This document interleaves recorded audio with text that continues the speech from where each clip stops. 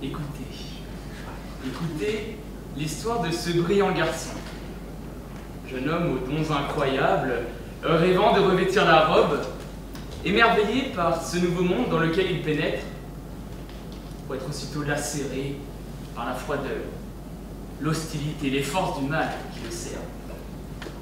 Ce jeune homme lutte, résiste, se bat contre des traqueurs de son école, contre des cogneurs, contre Monsieur D. Monsieur le Président, Mesdames, Messieurs du tribunal, en effet, Harry Potter, tout comme Nicolas, est harcelé impitoyablement par un garçon. Cependant, ce qui différencie Harry de Nicolas, ce n'est pas la magie du monde sorcier. C'est que l'un a pu bénéficier du soutien d'amis, lorsque l'autre est resté tragiquement seul dans l'adversité qui l'a mené au désespoir. Je vous prie d'écarter immédiatement de votre esprit la moindre étincelle qui vous soufflerait l'injure immonde qu'il s'agisse d'amitié entre Nicolas et Ducas. L'amitié, rappelons-le, pour mon contradicteur avocat, est un sentiment réciproque, d'affection ou de sympathie. C'est aussi une marque de bienveillance. Alors, si des mots tels qu'affection, sympathie et particulièrement bienveillance ne peuvent être bien compris par mon contradicteur avocat, ils ne sont clairement pas non plus maîtrisés par M. Taré. Aucune affection, sympathie ni bienveillance ne lie M. Taré et Nicolas. C'est une cible fraîche, naïve et fragile qu'est notre bon Nicolas. Il est l'idéal pour un prédateur comme M. Taré. Ce dernier, c'est le poison des universités, c'est la chienlit des études, c'est la peste des couloirs de la faculté. M. Taré est dans son milieu. En effet, il a réussi brillamment à se maintenir depuis 3 ans, en première année de licence. Alors, il s'amuse à prendre comme proie de ses jeux cruels un jeune élève de L1 chaque année. M. Taré endolorise ce jeune homme des mois durant. Laissez-moi vous exposer son professionnalisme. Il commence par un grand coup et écrase autant physiquement que moralement Nicolas. Par son agressivité, il le bouscule et le déstabilise. Puis, par des procédés des plus immoraux, il le harcèle constamment, lui envoyant des messages qui bouleversent tellement notre jeune juriste en herbe qu'il ne peut même plus endormir. En venant sur Paris, Nicolas n'est pas venu ici pour souffrir, ok? Persuadez aisément qu'aucune étude, d'aucune matière n'est possible dans de telles conditions. À part ça. Observez dès à présent le coup terrible qu'a porté M. Taré sur la vie de Nicolas.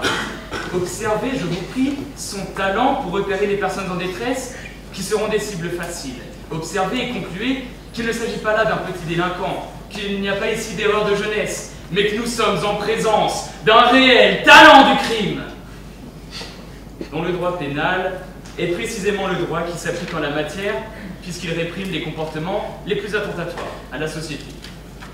Dès lors, M. Taré pourrait être écroué sous les coups de la justice pénale pour l'ignominie qu'il a commis envers Nicolas. Et ce dernier, aveuglé par les phares de sa douleur, a tragiquement fait une sortie de route et déjà est-il corrigé par la justice.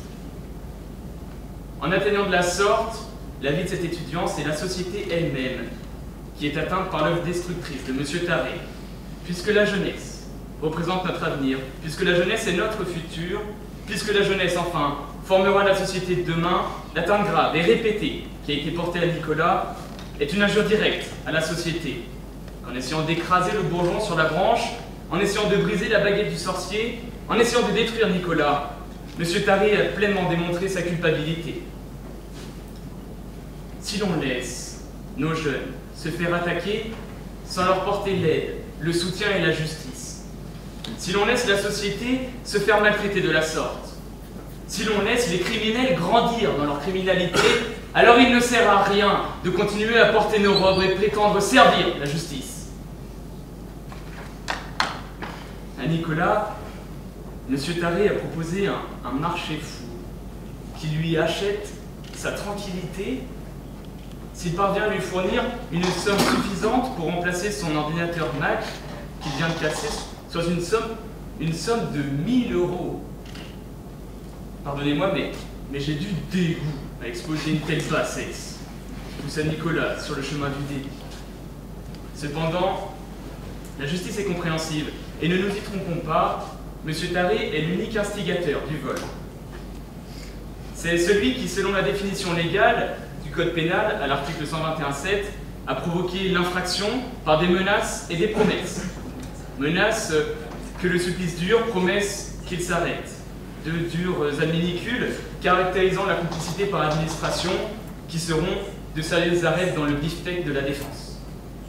Et qui sont de fait, comme de droit, pleinement caractérisés.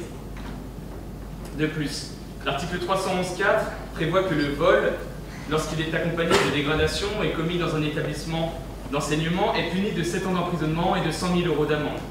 La dégradation est caractérisée par la fracturation de la machine à café et le vol a été commis dans la cafétéria de l'université.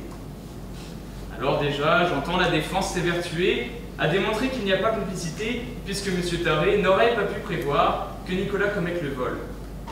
Or, M. Taré savait pertinemment que Nicolas vient de province et qu'il est seul sur la capitale, que la vie d'étudiant n'est pas facile, et cela même en ayant moins de 1 000 € par mois, ce qui pourrait en étonner certains, même dans les plus hautes sphères de l'État. Que dès lors, Nicolas serait forcé de gagner cet argent par des moyens nécessairement illégaux. Qu'alors, même si l'infraction n'était pas précisément sue par Taré, il est conscient qu'il incite à la commission d'un projet délictueux. Et la jurisprudence a depuis longtemps admis que l'on est complice si le comportement que l'on adopte facilite ou incite la commission d'une infraction qui était prévisible. M. Taré est donc bien complice du vol commis par Nicolas. Et en tant que complice, il est puni comme auteur du vol, défini par l'article 311.3 du Code pénal.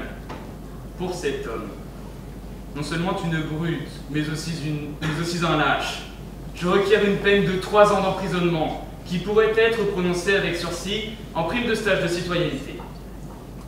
Mais que ce 1000 qu'il exige si ignoblement à Nicolas, eh bien qu'il le paye 100 fois à la société, comme peine d'amende. Ainsi, il n'y a pas à s'étendre plus.